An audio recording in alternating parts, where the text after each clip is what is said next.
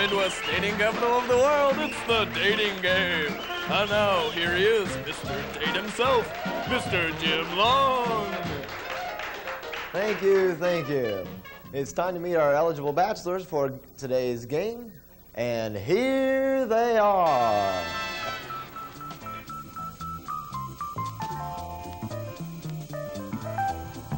Bachelor number one used to really be into electronics until one day his own computer dating service set him up with a cow. Meet TJ Brooks.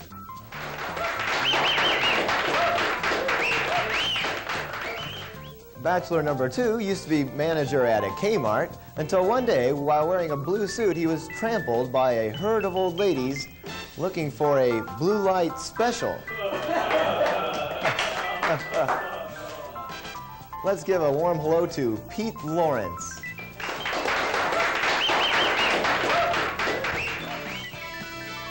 You've heard the joke about the traveling psychologist. Well, bachelor number three is the butt of all these jokes. Let's meet Dr. Basil Robbins. And now it's time to meet our lovely bachelorette for today's game. This is Terry Richards. Terry's a secretary for Chuck Barris Productions in Hollywood, California. She enjoys skin diving, skydiving, and skinny dipping. Bachelors, say hello to Terry. My name's TJ, and I'm the one for you. Don't pick bachelor number 3 or bachelor number 2. Hi. I'm delighted to meet you, Terry. And now let's get on with the questions. Terry, remember, you can ask any questions except for ones dealing with name, age, occupation, or marital status.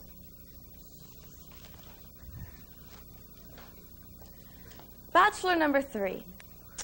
Using gardening terms, describe our first date. Well, It'll be a real hoedown. First I'll plow you over, and then it'll be sheer heaven. And then I'll take you down to the tool shed, and I'll plant my... Hold on there, bachelor number one. Please only answer questions directed to you. Bachelor number 1. Which one of these describes you best? A red-hot lover, a hopeless romantic, or a true gentleman? Well, I'm a red-hot gentleman, and I know how to treat my lady right. Oh. Okay, bachelor number 2. If I were your mother, describe me on our first date to her.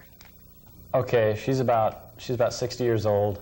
She has gray hair, and she can't smoke because she has a bad heart and all. Yeah, number 1. Okay, next question. Bachelor number 3. If I were a mermaid and you were a fisherman, how would you catch me? Well, first I would bait a hook with kindness. Then I would lure you in with trust. Then I would snare you with respect.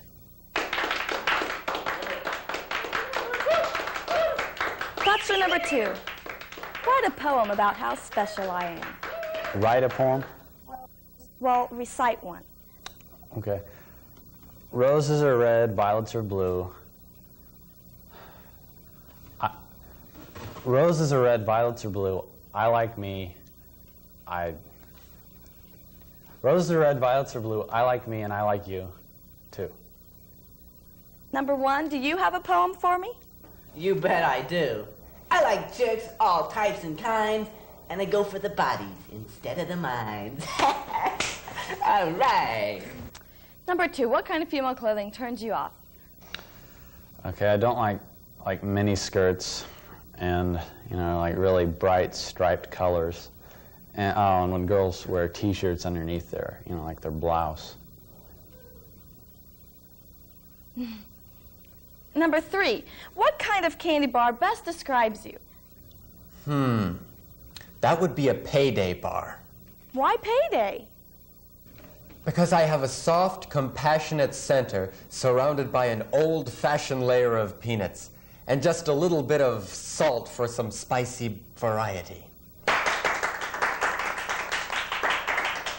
What kind of candy bar are you, number 2?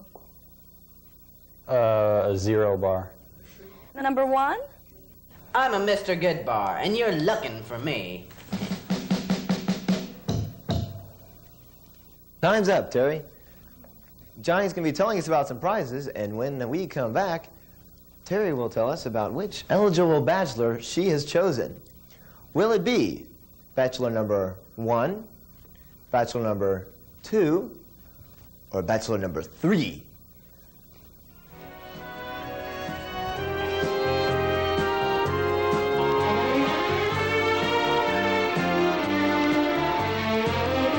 Runners-up on today's game will receive a week's supply of Crisco, the all-natural shortening for all purposes. It's got to be Crisco. And a lifetime supply of vitamin E from Nature Vitamins, the vitamin people. Nature Vitamins, a division of Smoot. And a large can of Morton's salt. When it rains, it pours. Morton's. And now back to Jim Long in the dating game. Thank you, Bob. Well, Terry, have you come to a decision? Well, you know, they were all good. But I choose bachelor number 3. Well, Terry, what was it about bachelor number 3 that you liked? Well, Jim, I liked the way he said hi to me. Isn't that beautiful? Well, sorry, Terry, we're going to have to meet the bachelors that you didn't like. Bachelor number 1 is owns a computer dating service. His friends call him TJ, but we'll just call him Chip Brooks.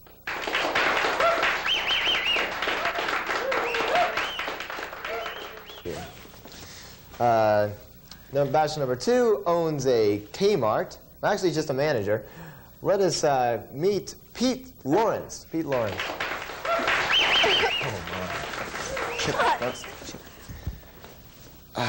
Well, I'm sorry you two weren't chosen, but Well, I had a nice time, Jim. oh, that's great. That's what the game's all about, Pete. Well, sorry you weren't chosen. We have some parting gift for you off stage, and thanks for playing. Terry, this is the moment you've been waiting for. Bachelor number 3 is a traveling psychologist. Meet a very funny man, Dr. Basil Robbins.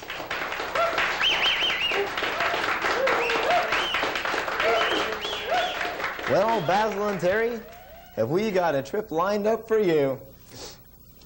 You'll be taking off from Poag Airstrip 1 on an all-expenses-paid trip to Kansas City, Kansas. You'll be staying at the luxurious Whitehaven Motor Lodge for 2 days and 1 night. You'll also enjoy live entertainment and delicious continental cuisine at Reagan's, a Kansas City tradition for over 1/10 of a century. Basil, Terry, you got to be happy about your trip. It's really a super trip that we've given out on the dating game here today. Now let's give a kiss.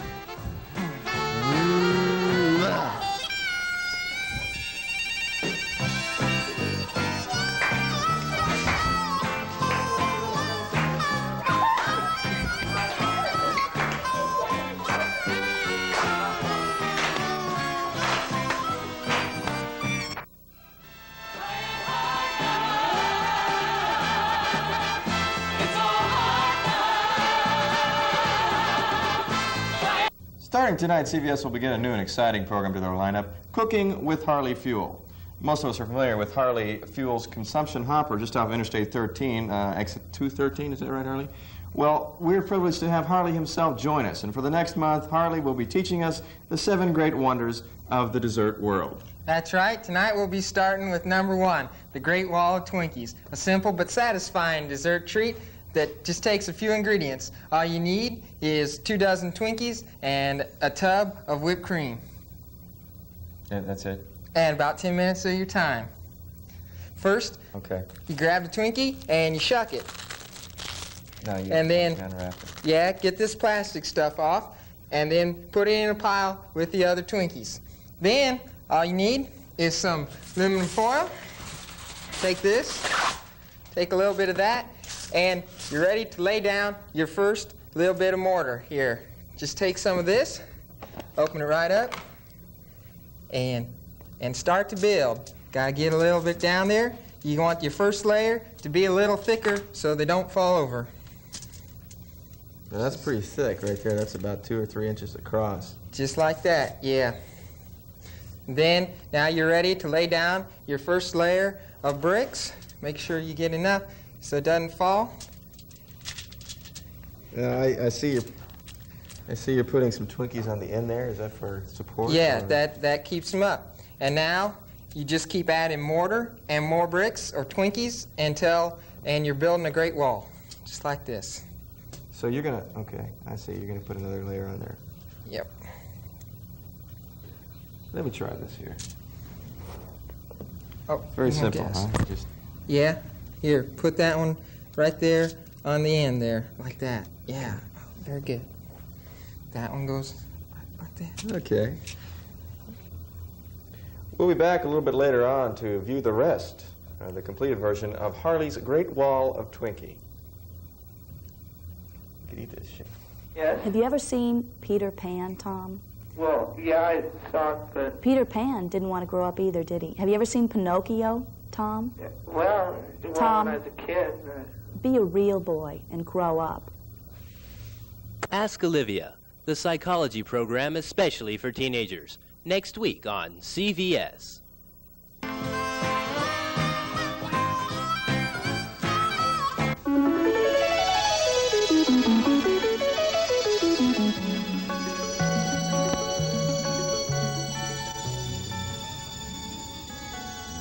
Good evening. I'm Dr. Ed Prowse, and this is Psychology in Review. Tonight's a very special evening because we have two very special people with us, Bill Taylor and Joan Taylor, or as they hate to be called, Mr. and Mrs. Taylor. Thanks a lot, Ed. It's really great to be here. Well, you know, it's such a pleasure to be able to take a loving couple and help them to sew up their problems, to work out their misunderstandings, to help them make babies, and to help them mend their misconceptions. Give me the needle and he'll need more than mending. I understand, Joan.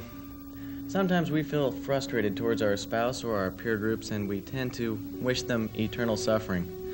But unfortunately, this simply is not a practical solution to the problem. Let's start with word association. I'll give you a word, and you'll come back with the first response that comes into your head. Okay? Yes. Oh, that's very good. That's one down. Now, fish. Sticks. Dog.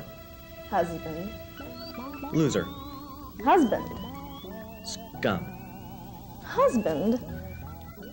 Hatred. Bill. Sex. Well, that's enough. Let me now ask you, on a personal level, how do you feel you relate to each other? Bill? Well, Ed, to tell you the truth, I liked this marriage thing in the beginning. I'd come home from work and have my dinner waiting for me, and we'd watch PM magazine afterwards, and maybe even Family Feud. Well, that sounds wonderful. Whatever happened? Well, came home one night and there was macaroni and cheese waiting for dinner. It's the 5th night in a row we've had stupid macaroni and cheese. I hate macaroni and cheese. So I slapped her around a couple of times, and I thought that made the difference. Next night I come home, there's spaghetti on the table. Spaghetti gives me gas. She knows it gives me gas, don't you? Oh, Bill, you have to understand it's a very natural reaction to get gas when you eat spaghetti. Now, have you tried working this out between yourselves? For instance, have you considered the fact that perhaps Joan is transferring her aggression that she feels towards you through her use of putting the cheese on top of the macaroni? Do you feel this way, Bill? I hate her. Fair enough. Joan? Well, when he began slapping me around, and before then, I felt I had to get even somehow. Then I began putting rat poisoning in his coffee. Do you feel this is the only way you can deal with this problem? Well, it really doesn't matter, as long as he's out of the way, and he will be after about 2 more pots of coffee. Well, I find this all very enlightening, and I think I can draw a conclusion. You are both two of the most meanest, unloving, ruthless people I've ever met. You're uncaring, and on top of that, you're most unpleasant to be with. Now, if you'll just resign yourselves to the fact that you were made for each other, Perhaps you can extract some enjoyment from abusing each other. The fact is, Mr. and Mrs. Taylor, you're both very bad people. You know, Ed, you really begin to make a lot of sense now. Just remember, you're both losers, and losers need each other. Now, if you don't like your lives, just think how much everyone else must hate you. In fact, perhaps you're better off dead. You know, we never thought of it that way. You're right. That's what I'm here for. Well, it's been a very successful evening. You know, there's nothing more gratifying than seeing a couple come back together. So if your marriage is on the skids, or if you just want to see me make fools of people on national television, tune us in here on Channel 20. Psychology in Review can't help. Bye-bye.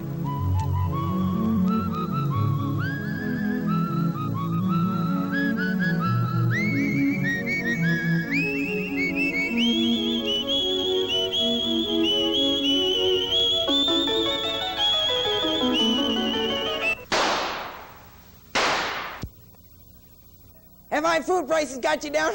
Well, come on over to 1327 Locust for a low price pickup. Hi, I'm Barnaby, and this is my store. We carry the finest and half-eaten quality foods. Look at this banana, just one bite taken out of it. We got bunches of them at 5 cents each. Oh, I'd eat it. Really. And look at this 2-liter bottle of brand name soda. Almost a whole liter left. So what if it's a little flat? I'd drink it. And look what else we got. Stuff for your pets. Conveniently wrapped 1-pound bags of generic dog food. Great for puppies and cats, too. I'd make my dog eat it.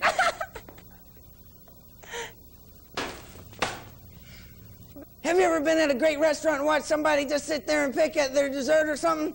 Well, so have I. And you always want to say, hey, give me that, and grab it and eat it. Well, now's your chance at Barnaby's. We go to some of the finest restaurants and get some great leftovers that have hardly been touched. Stuff like chocolate mousse, cheesecake, a whole slew of tacos, and salad sandwiches. You name it, we got it. So come on, what are you afraid of? It's not like you're gonna die or something. I eat this stuff all the time, and look at me. We're located at I-35 and Neiman Road, just under the Heavenly Hayloft at Wild Woody. Everybody's welcome, except the health inspector. See ya.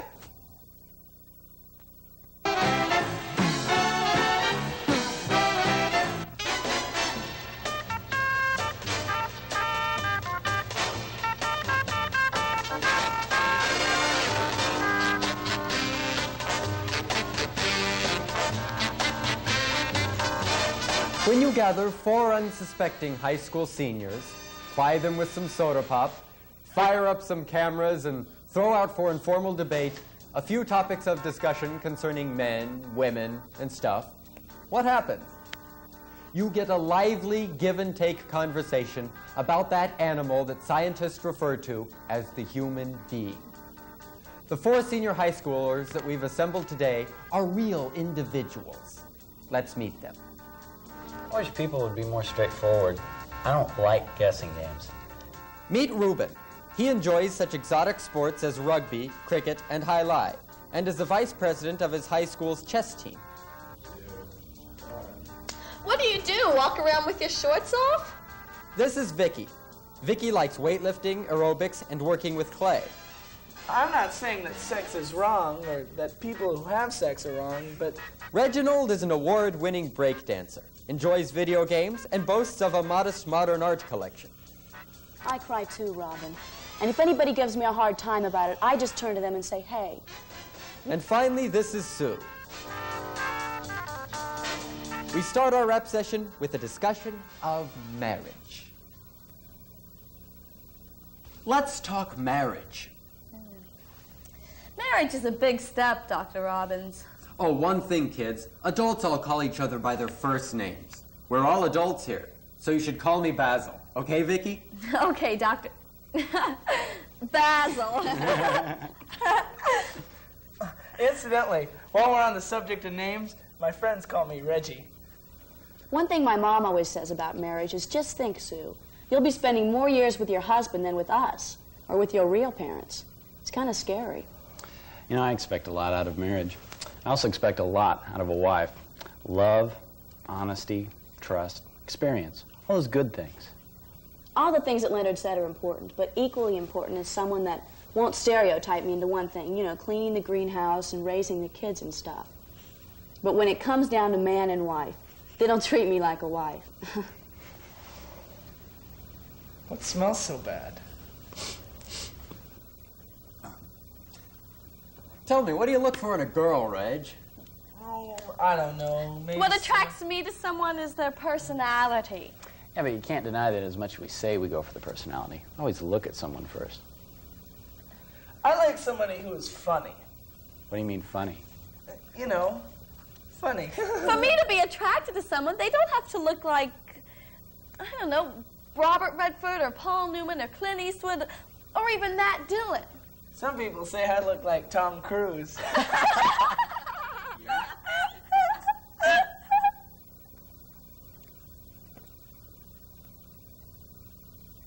People pretending to be what they aren't really turns me off.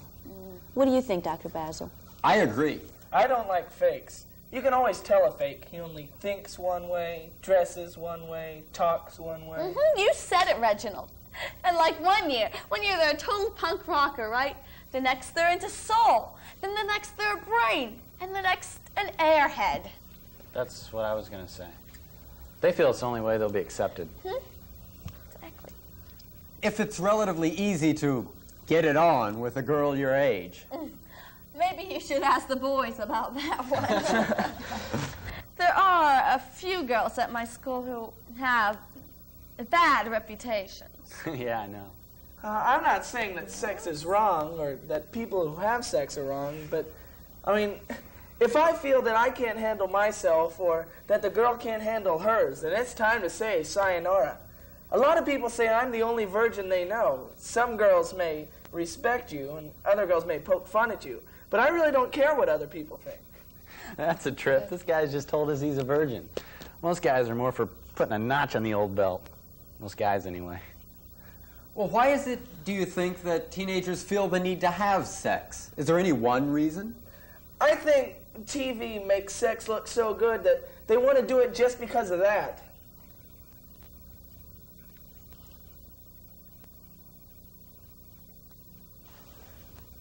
How do you go about meeting people these days? I know when I was a kid, when it wasn't raining, we'd cruise down the strip in my convertible. Oh, really? What kind of car did you have? When I first meet a girl, I like to hang loose, you know, play it nice and easy. What do you do? Walk around with your shirt off? Of course not. When I first meet a girl, I feel funny. What do you mean funny? You know, funny. Why don't you elaborate for us, Reginald?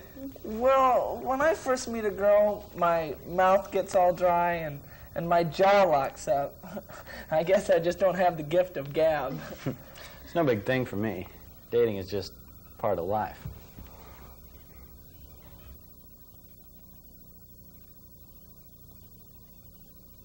Let me ask this. Who are the ones doing the drugs? Who does alcohol? Well, I think it's mostly the people who want to look cool. Yeah, especially at parties.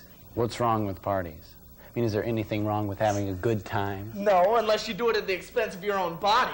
Quite right. And the tragic thing is, a lot of kids don't find out till it's too late that they're ruining their own body. My friend's sister is an alcoholic. She's always drinking, even when there isn't a party. It's a tragic scene. Well, tell me this. When you're at a party, is it hard to say no, to alcohol? Well, some people look down on those who don't drink. Right on. And people's opinion of me matters to me. I found a way out of that situation, though. I drink the mixer without the alcohol. You know, like ginger ale. Jeez.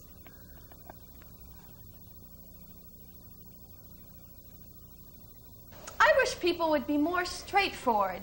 I don't like guessing games. Then what you're saying is a friend should be honest.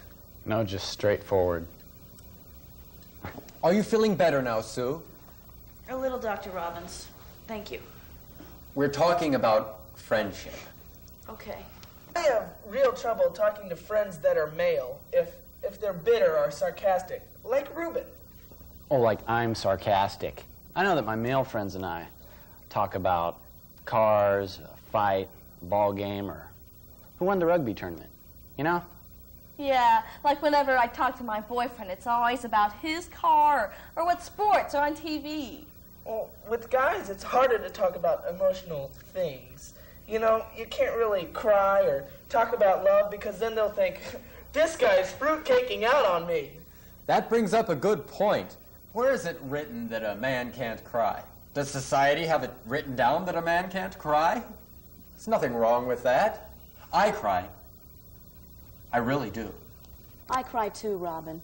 And if anybody gives me a hard time about it, I just turn to them and say, hey, you go about your own business and I'll go about mine, even if it is crying. That's very nice. I'm glad to hear that from you young kids. I hope you've enjoyed our very frank, very honest, and very entertaining little discussion. Hopefully it's given you some insight as to where this new generation is coming from. Thank you for watching Rap Session. Someone as special as that. But I know someone who is that special. It's you, Dr. Robbins. We're back with Cooking with Harley, and Harley has completed his great wall of Twinkie. Harley, it's really finished, huh? Yes, it is. What are we going to have next week now? We'll be having the Great Pyramid of Ho-Hos. Okay, great. Until then.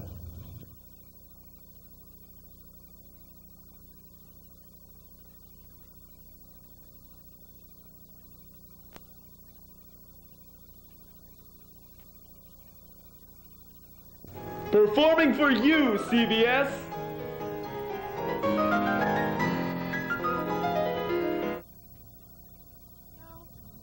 Yeah, can I have a chocolate one then? That's okay, I'll have a glazed one. Well, how about a caked one? No, I don't like a bear claw. I don't like any donut with nuts in it. Now it's bad for you.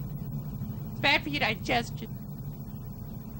Do you have nothing but bear claws? Just forget it then. Just give me my copy. No, I'll just do it now. I don't need to practice. Just let me do it. Furniture provided by Furniture Outlet Sales, 2405 Truman Road. Carpet provided by Southside Paneling and Plywood, 7330 Wardle Road. Okay, now take it out. Take it out. Okay, now how's that?